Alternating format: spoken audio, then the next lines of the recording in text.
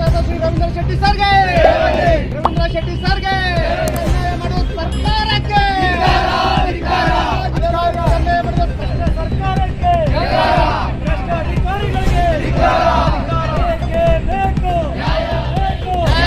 ಬೇಕು ಎಲ್ಲಿವರೆಗೆ ಹೋರಾಟ ಯಾತಕ್ಕಾಗಿ ಹೋರಾಟ ಕರ್ನಾಟಕ ರಾಜ್ಯದಾದ್ಯಂತ ಇರತಕ್ಕಂಥ ನಮ್ಮ ಹಿಂದುಳಿದ ವರ್ಗದ ಪ್ರವರ್ಗ ಒಂದಕ್ಕೆ ಸೇರಿದಂತಹ ಅಲೆಮಾರಿ ಮತ್ತು ಅರೆಅಲೆಮಾರಿ ಜನಾಂಗಗಳ ಹಲವಾರು ಸಮಸ್ಯೆಗಳನ್ನ ಬೇಡಿಕೆಗಳನ್ನ ಮುಂದಿಟ್ಟುಕೊಂಡು ನಾವು ನಿನ್ನೆ ಬೆಳಿಗ್ಗೆ 9 ಗಂಟೆಯಿಂದ ಇವತ್ತು ಈ ಕ್ಷಣದವರೆಗೆ ನಾವು ಅಹೋರಾತ್ರಿ ಧರಣಿಯನ್ನ ನಮ್ಮ ಈ ಫ್ರೀಡಂ ಪಾರ್ಕಿನಲ್ಲಿ ನಾವು ಮಾಡಿದ್ದೀವಿ.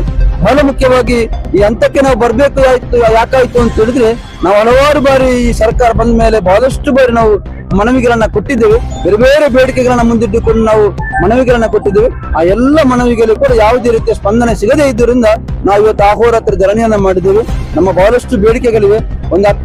ಕಳೆದ 10 ವರ್ಷಗಳಿಂದ ಯಾವ ಸರ್ಕಾರಿ ಜಾಗದಲ್ಲಿ ನಮ್ಮ ಅಲೆಮಾರಿ ಜನಾಂಗದವರು ಆ ಡೇರೆ ಟೆಂಟ್ ಈಗ ಹಾಕೊಂಡು ಕೂತಿದ್ದಾರೆ, ಆ ಜಾಗವನ್ನು ಅವರ ಹೆಸರಲ್ಲಿ ಬರೆದು ಕೊಡಬೇಕು. ಮತ್ತು ನಮ್ಮ ಅಲೆಮಾರಿ ಜನಾಂಗದವರಿಗೆ ಕಾರ್ಯಕ್ರಮಗಳನ್ನ ಮಾಡಬೇಕೋಸ್ಕರ ಪ್ರತಿ ಜಿಲ್ಲೆ ಎಲ್ಲಿ ಅಲೆಮಾರಿ ಜನಾಂಗದವರು ಜಾಸ್ತಿ ಇದ್ದಾರೆ ತಾಲೂಕುಗಳಲ್ಲೂ ಕೂಡ ಅಲೆಮಾರಿ ಸಮುದಾಯ ಭವನಗಳನ್ನ ನಿರ್ಮಿಸಿಕೊಡ್ಬೇಕು. ಅದರ ಜೊತೆಗೆ ಇವತ್ತು ಅಂತಿಮ ಸಂಸ್ಕಾರ ಮಾಡತಕ್ಕಂಥ ಸಂದರ್ಭದಲ್ಲಿ ಆ ಶವ ಸಂಸ್ಕಾರಕ್ಕೆ ನಮ್ಮ ಜನರು ಪಡುವಂತ ಕಷ್ಟ ಆಗಲೇ ನಾವು ಸಭೆ ನಡೆಯುತ್ತಿರುವ ನಮ್ಮ ಬಹಳಷ್ಟು ಬೇಸರದಿಂದ ಮಾತನ್ನು ಹೇಳಿದ್ರು. ಆದ್ರಿಂದ ಪ್ರತಿ ಜಿಲ್ಲೆ ತಾಲೂಕು ಗ್ರಾಮಗಳಲ್ಲಿ ಅಲೆಮಾರಿ ರುದ್ರಭೂಮಿಗಳನ್ನ ನಿರ್ಮಿಸಲು ಜಾಗವನ್ನ ಕಾಯ್ದಿರಿಸಬೇಕು ಸರ್ಕಾರ. ಅದರ ಜೊತೆಗೆ ಇವತ್ತು ನಮ್ಮ ಮಕ್ಕಳಿಗೆ ಒಳ್ಳೆಯ ಶಿಕ್ಷಣ ನೀಡತಕ್ಕಂತ ಬಹಳಷ್ಟು ಖಾಸಗಿ ಶಿಕ್ಷಣ ಸಂಸ್ಥೆಗಳಿವೆ. ಆ ಖಾಸಗಿ ಶಿಕ್ಷಣ ಸಂಸ್ಥೆಗಳಲ್ಲಿ ನಮ್ಮ ಅಲೆಮಾರಿ ಬಂಧುಗಳಲ್ಲಿ ಯಾರು ಪ್ರತಿಭಾನ್ವಿತ ವಿದ್ಯಾರ್ಥಿಗಳಿದ್ದಾರೆ ಆ ವಿದ್ಯಾರ್ಥಿಗಳಿಗೆ ಇಂತಿಷ್ಟು ಸೀಟುಗಳನ್ನ ಮೀಸಲಿಡತಕ್ಕಂಥ ಕೆಲಸವಾಗಬೇಕು. ಮತ್ತು ಬಹಳ ಒಳ್ಳೆಯ ರೀತಿಯಲ್ಲಿ ನಮ್ಮ ದೇವರಾಜ ಹೆಸರಿನಲ್ಲಿ ಪ್ರತಿ ಜಿಲ್ಲೆಯಲ್ಲೂ ಕೂಡ ಸರ್ಕಾರ ಏನ್ ಹೇಳ್ತದೆ ಅಂತ ಹೇಳಿದ್ರೆ ಇಡೀ ರಾಜ್ಯವನ್ನ 4 ಕಂದಾಯ ಜಿಲ್ಲೆಗಳನ್ನ ವಿಭಾಗ ಮಾಡಿ ತಲಾ 4 ಶಾಲೆಗಳನ್ನ ಮಾಡ್ತೇವೆ ಅಂತ ನಿಜವಾಗಿಯೂ ಕೂಡ ನಮಗೆ ಸಾಕಾಗುವುದಿಲ್ಲ. ಪ್ರತಿ ಜಿಲ್ಲೆಯಲ್ಲೂ ಕೂಡ ಈ ದೇವರಾಜ ಹೆಸರಿನಲ್ಲಿ ವಸತಿ ಶಾಲೆಗಳನ್ನ ನಿರ್ಮಾಣ ಮಾಡಬೇಕು.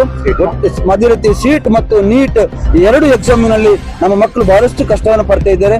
ಆ ಸಿಇಟಿ ಮತ್ತು ನೀಟ್ ಎಕ್ಸಾಮ್ ಬರೆಯುವಂತ ಸಂದರ್ಭದಲ್ಲಿ ಹಿಂದೆ ಯಾವ ರೀತಿ ಪರಿಶಿಷ್ಟ ಜಾತಿ ಪರಿಶಿಷ್ಟ ಪಂಗಡಗಳಿಗಿದ್ದಂತ ಮಾನದಂಡ ಇತ್ತು ಅದೇ ನಮ್ಮ ಮಕ್ಕಳಿಗೆ ಕೂಡ ಅದನ್ನು ಕೂಡ ಆ ಮಕ್ಕಳಿಗೆ ನೀಡಬೇಕು ಅಂತ ಹೇಳ್ಬೇಕು ಮಾಡಬೇಕು. ಅದೇ ರೀತಿ ಇವತ್ತು ಸರ್ಕಾರ ಬಂದು ಇಷ್ಟು ವರ್ಷ ಆದ್ರೂ ಕೂಡ ಇಲ್ಲಿಯವರೆಗೆ ನಮ್ಮ ಅಲೆಮಾರಿ ಅಭಿವೃದ್ಧಿ ನಿಗಮಕ್ಕೆ ಅಧ್ಯಕ್ಷರನ್ನ ನೇಮಕ ಮಾಡಲಿಲ್ಲ.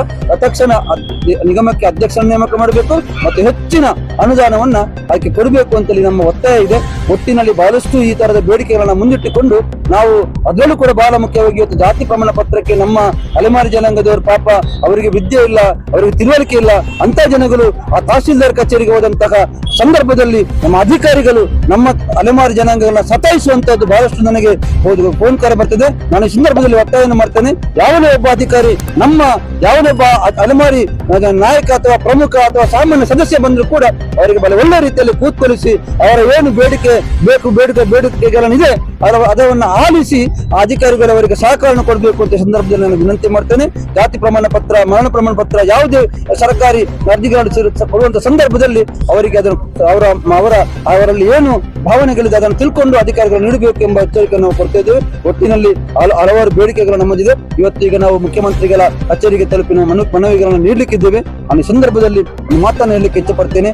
ನಮ್ಮ ಅಲೆಮಾರಿ ಜನಾಂಗದವರ ಏನು ಅಹೋರಾತ್ರಿ ಧರಣಿ ಇದೆ, ಈ ಧರಣಿಯ ಅಂಶವನ್ನ ಬೇಡಿಕೆಗಳನ್ನ ಸರ್ಕಾರ ಪರಿಶೀಲಿಸಬೇಕು. ಅದಕ್ಕೆ ಸಮಸ್ಯೆಗಳನ್ನ ಪರಿಹಾರ ಕೊಡಬೇಕು. ಒಂದು ವೇಳೆ ಸರ್ಕಾರ ಮೊಂಡುತನವನ್ನು ಪ್ರದರ್ಶನ ಮಾಡಿ ಇದೇ ತರ ನಮ್ಮ ಅಲೆಮಾರಿ ಜನಾಂಗದನ್ನು ನಿರ್ಲಕ್ಷ್ಯ ಮಾಡಿದ್ರೆ ಮುಂದಿನ ದಿನಗಳಲ್ಲಿ ಯಾವ ರೀತಿ ನಾವು ಹೋರಾಟಗಳನ್ನ ಮಾಡಬೇಕು, ಆ ನಮ್ಮ ಹಕ್ಕುಗಳನ್ನು ಯಾವ ಪಡೆಯಬೇಕು ಎಂಬುದನ್ನ ನಮ್ಮ ಅಲೆಮಾರಿ ಬಂಧುಗಳನ್ನ ಒಟ್ಟು ಸೇರಿಸಿ ನಾನು ಖಂಡಿತವಾಗಿ ಅದಕ್ಕೆ ಪ್ರಾಮಾಣಿಕ ಪ್ರಯತ್ನವನ್ನು ಮಾಡ್ತೇನೆ. ಈ ಸಂದರ್ಭದಲ್ಲಿ ವಿನಂತಿ. ಪ್ರಮುಖವಾದ ಬೇಡಿಕೆಗಳನ್ನು ನಾನು ಆಗ ಹೇಳಿದ್ದೇನೆ. ನಮ್ಮ ಅಲೆಮಾರಿ ಜನಾಂಗದ ನಿರ್ಗತಿಕರಿದ್ದಾರೆ, ಅಲ್ಲಿ ಆದಿ ಬೀದಿಗಳಲ್ಲಿ ಟೆಂಟ್ಗಳನ್ನ ಹಾಕೊಂಡು ಜೀವನ ಮಾಡ್ತಿದ್ದಾರೆ. ಅವರಿಗೆ ಒಂದು ಸ್ಥಿರವಾದ ನಿವೇಶನ ಸಹಿತವಾಗಿ ವಸತಿಗಳನ್ನ ನಿರ್ಮಿಸತಕ್ಕಂತ ಕೆಲಸ ಆಗ್ಬೇಕು. ಅದೇ ರೀತಿ ಮಕ್ಕಳಿಗೆ ಶಿಕ್ಷಣ ಕೊಡತಕ್ಕಂತ ಮೌಲ್ಯಾಧಾರಿತ ಶಿಕ್ಷಣ ಕೊಡತಕ್ಕಂತ ಅಲ್ಲಿ ನಮ್ಮ ಮಕ್ಕಳಿಗೆ ಉಚಿತ ಶಿಕ್ಷಣವನ್ನು ಸರ್ಕಾರ ಕೊಡಬೇಕು. ವಿದ್ಯಾರ್ಥಿ ನಿಲಯಗಳನ್ನ ಸ್ಥಾಪನೆ ಮಾಡಬೇಕು. ಅಲೆಮಾರಿ ಸಮುದಾಯ ಭವನವನ್ನು ಸ್ಥಾಪನೆ ಮಾಡಬೇಕು. ಅಲೆಮಾರಿ ರುದ್ರಭೂಮಿಗಳನ್ನ ಸ್ಥಾಪನೆ ಮಾಡಬೇಕು. ಈ ರೀತಿಯಾದ ಎಲ್ಲ ಬೇಡಿಕೆಗಳನ್ನ ಸರ್ಕಾರ ನಮ್ಮ ಅಲೆಮಾರಿ ಜನಾಂಗದ ಪರವಾಗಿ ನೀಡಬೇಕು ಅಂತೇಳಿ ಮಾಧ್ಯಮದ ಮೂಲಕ ವಿನಂತಿಯನ್ನು ಮಾಡ್ತೇವೆ.